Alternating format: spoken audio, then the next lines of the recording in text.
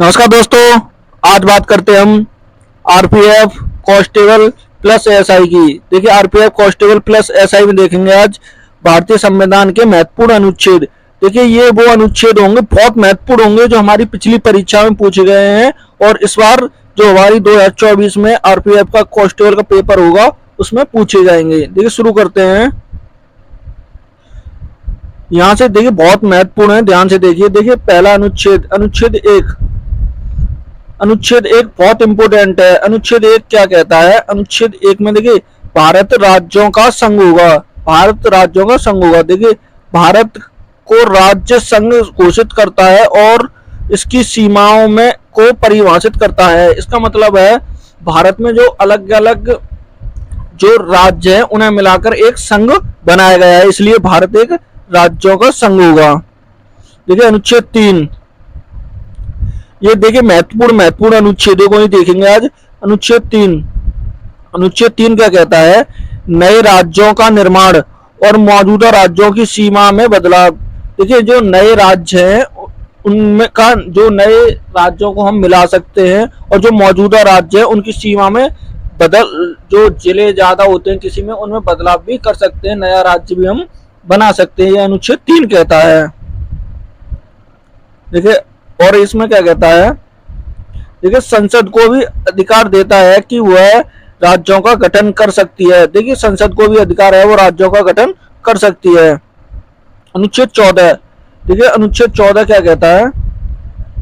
अनुच्छेद 14 कहता है कानून के सक्षम समानता। क्या? कानून के सक्षम समानता। कानून के सक्षम समानता, यह सभी नागरिकों को कानून के सक्षम समानता और कानून की समान सुरक्षा का अधिकार प्रदान करता है। इस अनुच्छेद का कहना है जो कानून की नजर में सब समान नागरिक माने जाएंगे। देखिए, अनुच्छेद 15, अनुच्छेद 15 क्या कहता है? भेदभाव का निषेध। इसमें क्या है? भेदभाव का निषेध। देखिए, कैसे?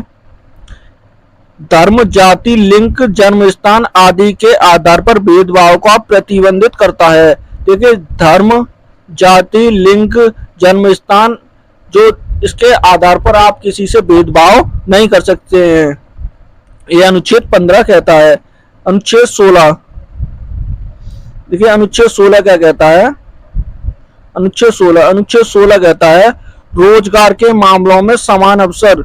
देखिए, राज्यों के रोजगार में समान अवसर का अधिकार प्रदान करता है। जो राज्यों में सरकारी नौकरी होती है उनमें जो रोजगार होता है उसमें समान अवसर सबको मिलना चाहिए, यह अनुच्छेद 16 कहता है। अनुच्छेद 17, देखिए अनुच्छेद 17 क्या कहता है? अप्रतिष्ठा का उन्मूलन। अप्रतिष्ठा का उन्मूलन का अर्थ होता है, देखिए इसका मतलब है अप्रतिष्ठा की प्रथा को समाप्त करना, इसका अपराध घोषित करना। इसके आधार पर देखिए, आप किसी से छुआछात नहीं कर सकते हैं, जाति लिंग आधार पर आप किसी से छुआछात नहीं कर सकते हैं। अनुच्छेद 17 बहुत इंपोर्टेंट है। देखिए, अनुच्छेद 19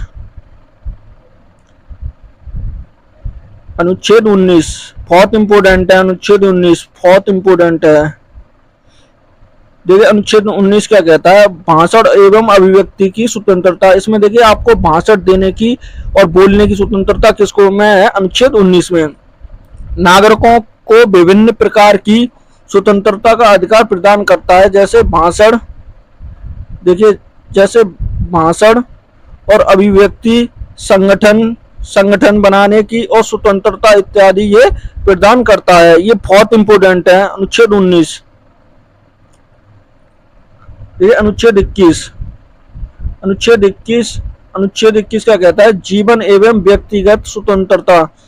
इसमें देखिए, इसमें क्या है? किसी भी व्यक्ति को उसके जीवन और व्यक्तिगत स्वतंत्रता का अधिकार है। देखिए, आपको प्राण एवं देह स्वतंत्रता किसके? अनुच्छेद 21 के तहत ही मानी जाती है। आपको अपने प्राणों की रक्षा करना, सुरक्षित रखना और अपने शरीर को सुरक्षित रखना किस अनुच्छेद 21 के अंतर्गत आता है। और देखिए, इसमें एक महत्वपूर्ण बिंदु और है, आपकी गोपनीय जानकारी जो आपका गोपनीय जानकारी कोई उजागर नहीं कर सकता, वो अनुच्छेद 21 ही 21 अनुच्छेद 21 का ही अधिकार है। आप किसी की गोपनीय जानकारी है उसे उजागर नहीं कर सकते हैं, वह अनुच्छेद 21 के तहत। अनुच्छेद 24 देखिए, अनुच्छेद 24 का कहता है बच्चों से कारखानों में काम कराने पर प्रतिबंध। अनुच्छेद 14 इसमें क्या है, 24 में 14 वर्ष से कम उम्र के बच्चों को किसी भी कारखाने में काम करने को नियोजित नहीं कर सकते हैं। जैसे 14 वर्ष से कम उम्र के बच्चे हैं, उन पर खतरनाक जगहों पर काम करने पर प्रतिबंध लगाया गया है। ये अनुच्छेद 32 क्या कहता है, अनुच्छेद 32 है संवैधानिक उपचारों का अधिकार। देखिए, सर्वोच्च न्यायालय व उच्च न्यायालय में मौलिक अधिकारों का उल्लंघन उपचार की याचिका दाखिल करने का अधिकार। इसमें यह कहता है अगर आपके मौलिक अधिकार भंग किए जा रहे हैं या मौलिक अधिकार दबाए जा रहे हैं तो आप अनुच्छेद 32 के तहत सुप्रीम कोर्ट में जाकर रेट जारी कर सकते हैं, अपना मुकदमा चला सकते हैं अनुच्छेद 32 के तहत। इसी देखो, अनुच्छेद 32 को डॉक्टर भीमराव अंबेडकर ने इसे संविधान की आत्मा कहा है। क्या कहा है, आत्मा, संविधान की आत्मा कहा है। अनुच्छेद कौन से, इसे संविधान की आत्मा कहा है, अनुच्छेद 32 को, अनुच्छेद 32 को संविधान की आत्मा कहा है। अनुच्छेद देखिए 44, अनुच्छेद 44 देखिए, अनुच्छेद 44 में क्या है, समान नागरिक संहिता। इसमें देखिए समान नागरिक संहिता में क्या है, इसमें देखिए पूरे देश में सभी नागरिकों के लिए समान नागरिक संहिता का प्रावधान। इसमें देखिए सभी के लिए समान, एक समान नजर से आप देखे जाएंगे कानून के तहत। अनुच्छेद 44 कहता है। अनुच्छेद 51 देखिए, अनुच्छेद 51 में क्या है, अंतर्राष्ट्रीय शांति और सुरक्षा को बढ़ावा देना। देखिए, राज्य को अंतर्राष्ट्रीय संबंधों में शांति, सुरक्षा एवं न्याय का पालन करने का प्रावधान। कौन सा अनुच्छेद, इसमें 51 में। देखिए, राज्य अंतर्राष्ट्रीय संबंध, शांति में जो देश के अंदर व देश के बाहर भी और न्यायालय का पालन करे, शांति बनाए रखे, अनुच्छेद 51 के तहत।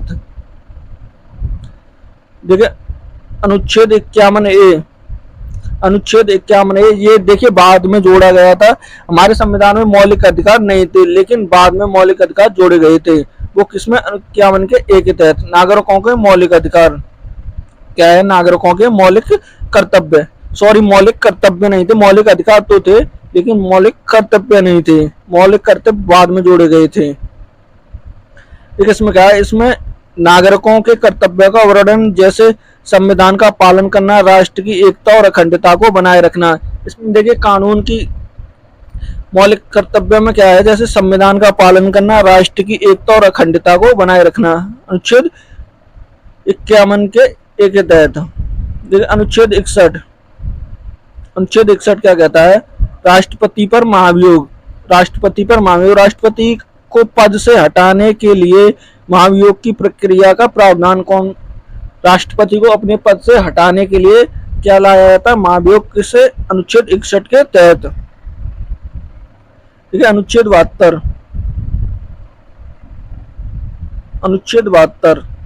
72 में क्या है, राष्ट्रपति की क्षमादान की शक्तियां। इसमें देखिए राष्ट्रपति की क्षमादान की शक्तियां हैं। देखिए किस किस को क्षमा कर सकता है, राष्ट्रपति को मृत्युदंड को माफ करने और अन्य सजाओं को माफ करने की शक्ति है। राष्ट्रपति किसी की भी मृत्युदंड, आजीवन कारावास या कठोर सजा, जेल की जो लंबी अधिक तक सजा सुना दी जाती है उसे भी माफ कर सकता है राष्ट्रपति, अनुच्छेद 72 के तहत। यह अनुच्छेद 74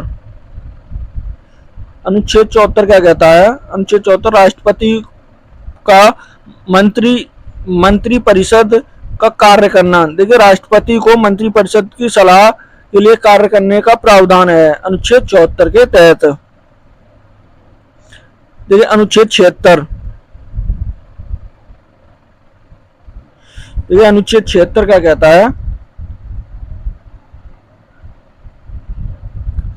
अनुच्छेद 76 देखिए भारत का महाधिवक्ता, भारत का एक महाधिवक्ता होगा। देखिए वो क्या है,